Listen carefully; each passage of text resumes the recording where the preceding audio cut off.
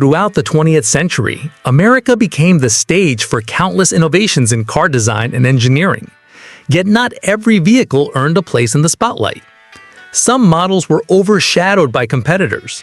Others were simply too strange for the public to embrace. These forgotten cars slipped quietly into obscurity, remembered only by collectors and historians. On the other side, there were cars that went beyond being unpopular. They were banned. These vehicles were often considered unsafe, either because of poor crash performance, unusual design flaws, or technology that regulators saw as a danger. In some cases, they were too powerful for the roads of their time, creating risks that lawmakers couldn't ignore. In others, their production methods or environmental impact clashed with changing safety and pollution standards. Together, these forgotten and forbidden automobiles form a unique story. They remind us that the road to progress is not always smooth. Behind every iconic model we still see today, there are others that faded away, not because of lack of creativity, but sometimes because they were too far ahead of their time, or simply not ready for the world they entered. So the next time we think about the cars that shaped America, it is worth remembering the ones that disappeared as well. They are silent witnesses to the constant balance between innovation, safety, and society's expectations. Don't forget to subscribe. Number 8. The Tucker Torpedo is one of the most remarkable stories in American automotive history, not only because of the car itself, but because of the vision, the struggle, and the controversy that surrounded its short-lived existence. When we speak about the Tucker Torpedo, we are talking about a dream that was both ahead of its time and ultimately crushed by the forces of business, politics, and industry. In the years immediately after World War II, the United States entered a new age of prosperity and optimism. People wanted fresh ideas, modern design, and technology that promised to make life safer and more exciting. Into this atmosphere stepped Preston Tucker, a man with an ambitious vision. He did not want to create just another automobile. He wanted to create the car of the future. His design, which became known as a Tucker Torpedo, promised innovations that the public had never seen before. The Torpedo had a sleek aerodynamic body, dramatically different from the boxy conservative cars of the 1940s. It was low, wide, and futuristic, with smooth curves that looked more like something from science fiction than from a traditional car factory. But it was not only about style. Tucker loaded his car with technical ideas that were revolutionary. One of the most striking features was the so-called Cyclops eye, a third headlight mounted in the center of the front grille that turned with the steering wheel to light up the road during corners. He also introduced safety features rarely considered by major automakers of the time. The Torpedo included a padded dashboard, a windshield designed to pop out in a crash rather than shatter, and a reinforced passenger safety cell. These concepts, now common in modern cars, were groundbreaking in the 1940s. Number 7. The Cisitalia 202 is often described as one of the most beautiful cars ever made, not because of raw power or racing records, but because of its design. It is a car that bridged the gap between engineering and art, so much so that it is one of the very few automobiles displayed in the Museum of Modern Art in New York. To understand why, we need to look at its story and its influence. The Cisitalia company was founded in Italy in the 1940s by Piero Duccio, a businessman with a passion for racing. After World War II, Europe was rebuilding, but there was also a hunger for style, creativity, and elegance. Duccio wanted a car that would stand apart from the heavy, boxy designs of the past. He turned to Battista Pininfarina, a master coach builder who would go on to become one of the most legendary car designers of all time. The result of their collaboration was the Cisitalia 202, introduced in 1947. What made this car revolutionary was its shape. Before it, most automobiles looked like separate pieces joined together, a hood here, fenders there, and a cabin on top. The 202 changed that forever. Its body was one continuous flowing form, with curves that moved seamlessly from front to back. The fenders were blended into the body, the headlights were integrated, and the roofline extended naturally into the rear. For the first time, a car looked like a single sculpture, rather than a collection of parts. Under the hood, the car was not extremely powerful by racing standards, using a small 4-cylinder engine. Number 6. The Graham Hollywood is one of the most fascinating and unusual stories in American automotive history. Produced briefly in the early 1940s, it combined striking design with the challenges of timing, business, and war. While not widely remembered today, the Hollywood holds an important place as a symbol of both innovation and struggle in the American car industry. The Grand Page Company had been building cars since the 1920s, but by the late 1930s, it was struggling to survive in a market dominated by the Big Three: Ford, General Motors, and Chrysler. To stand out, Graham needed something bold, something that would grab attention. Their answer was a car that would look unlike anything else on the road. The Hollywood was based on the body tooling of the Cord 810 and 812, cars that had already become famous for their revolutionary design. The Cord had introduced hidden headlights, a low streamlined body, and styling that looked years ahead of its time. When Cord production ended, Graham acquired the dies and adapted them for its own use. The result was the Graham Hollywood, introduced in 1940.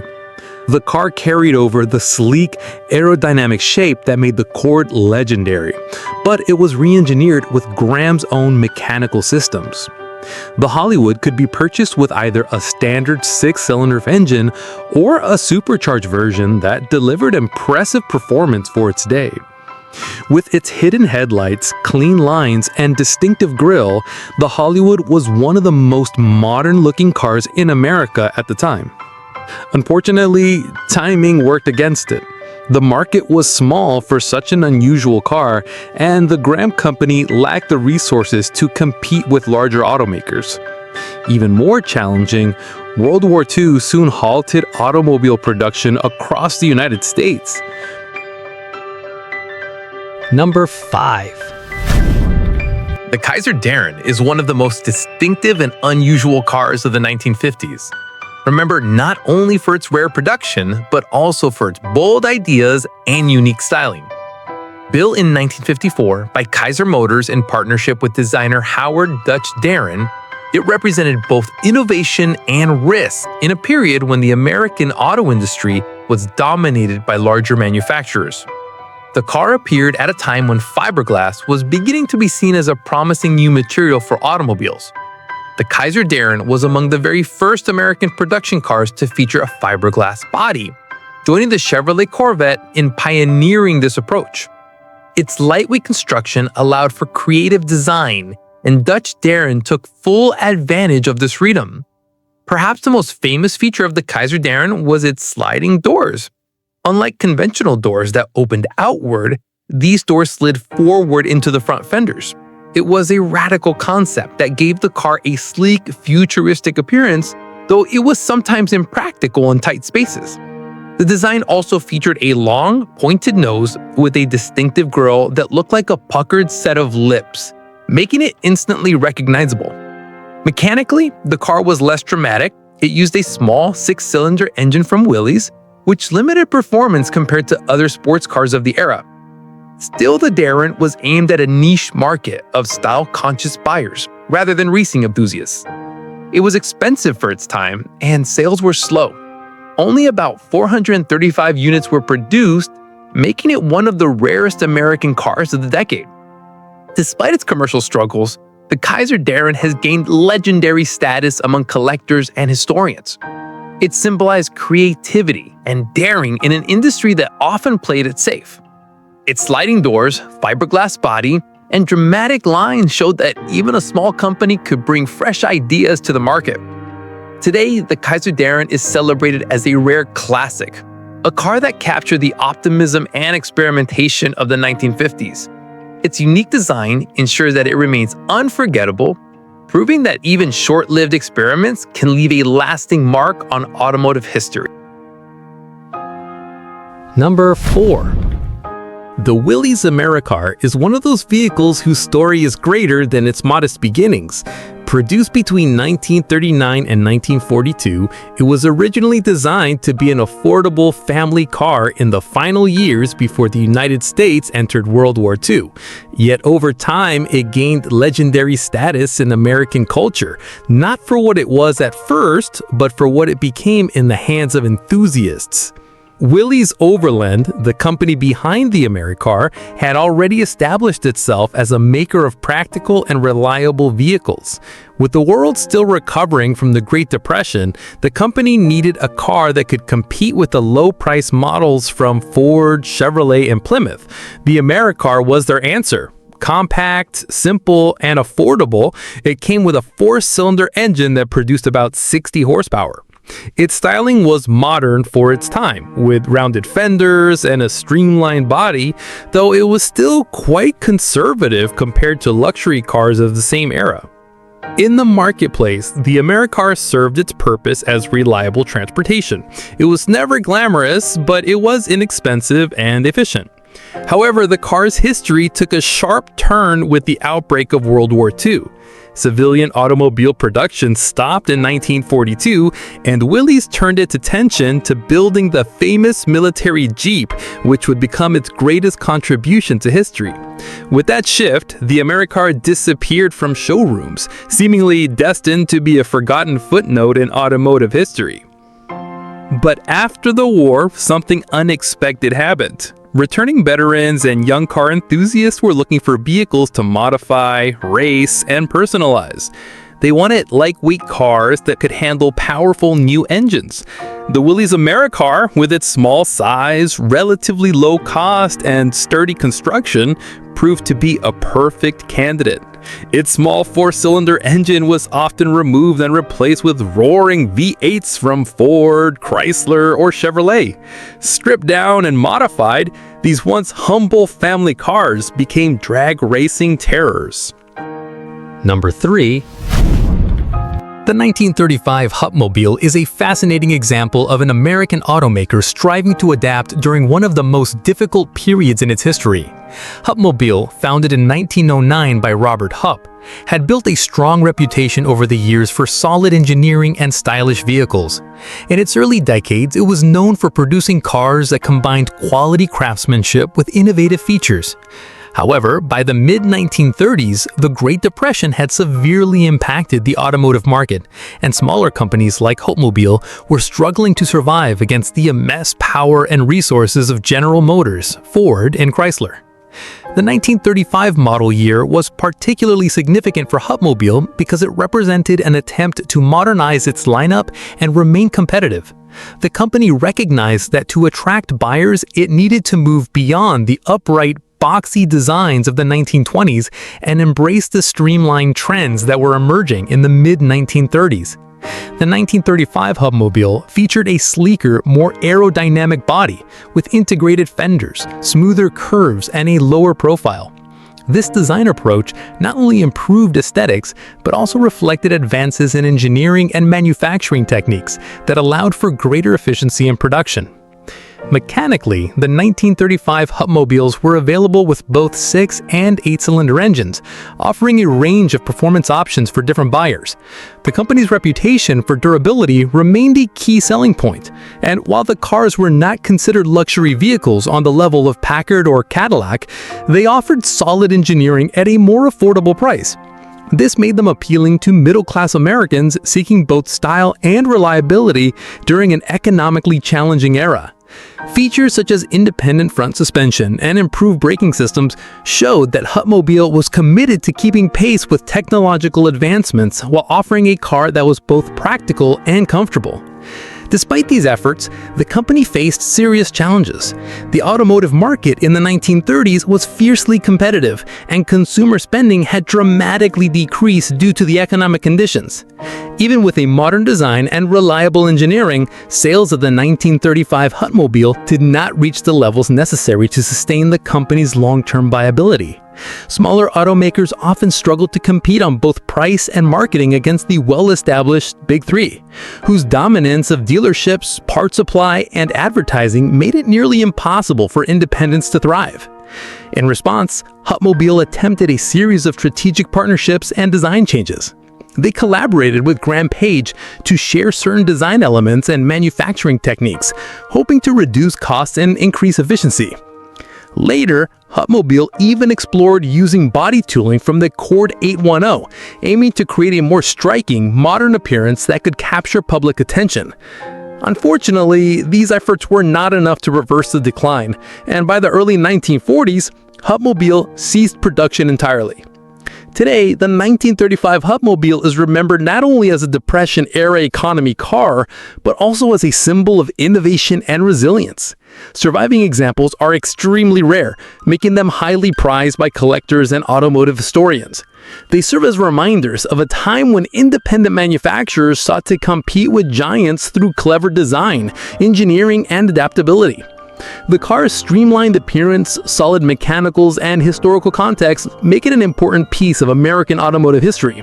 The story of the 1935 Hutmobile illustrates the challenges faced by smaller automakers during the Depression and the creative solutions they pursued in an effort to survive.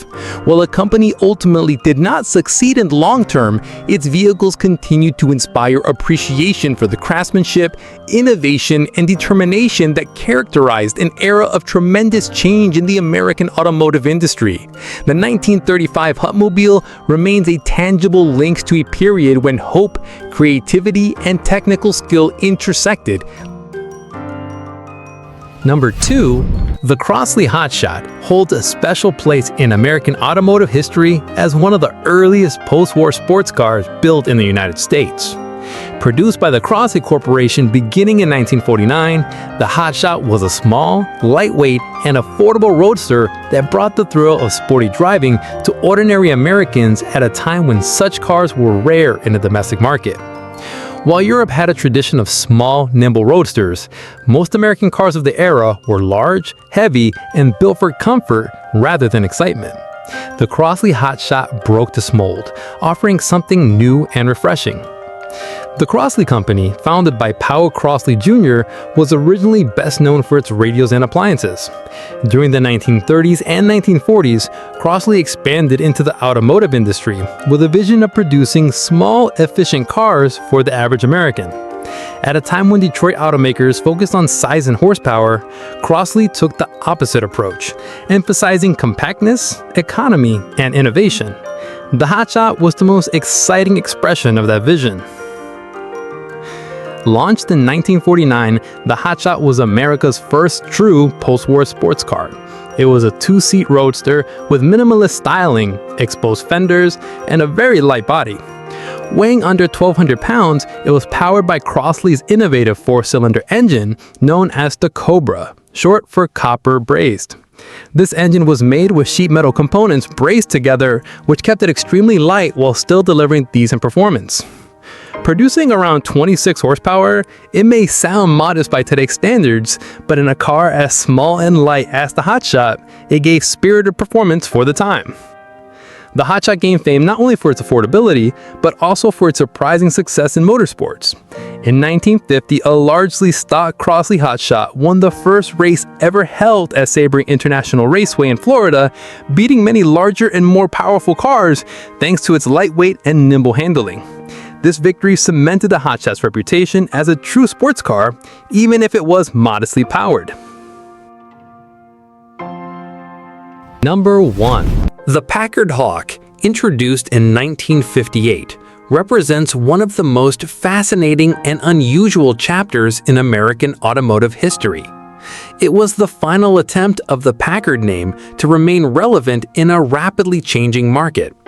And it combined elements of style, performance, and controversy that still captured the imagination of collectors today.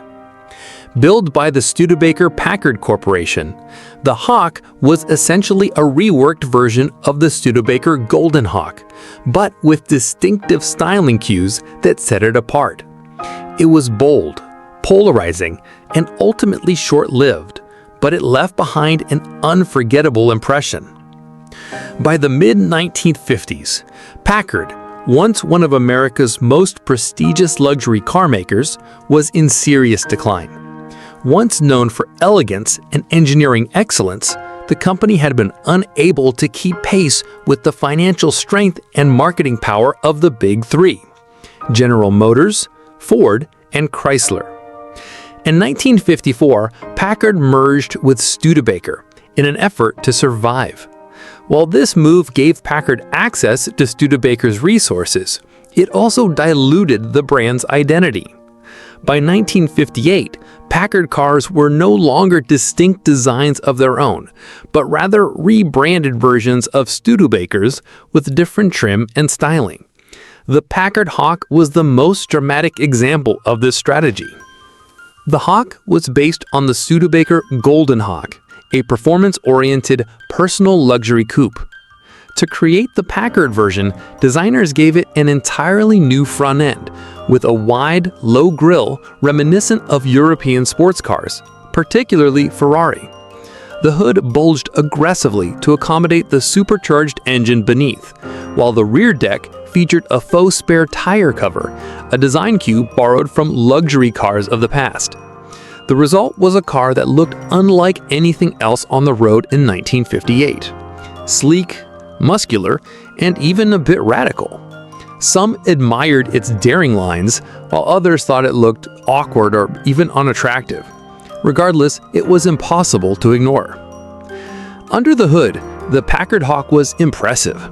It came equipped with a 289 cubic inch V8 engine fitted with a McCulloch supercharger, producing around 275 horsepower.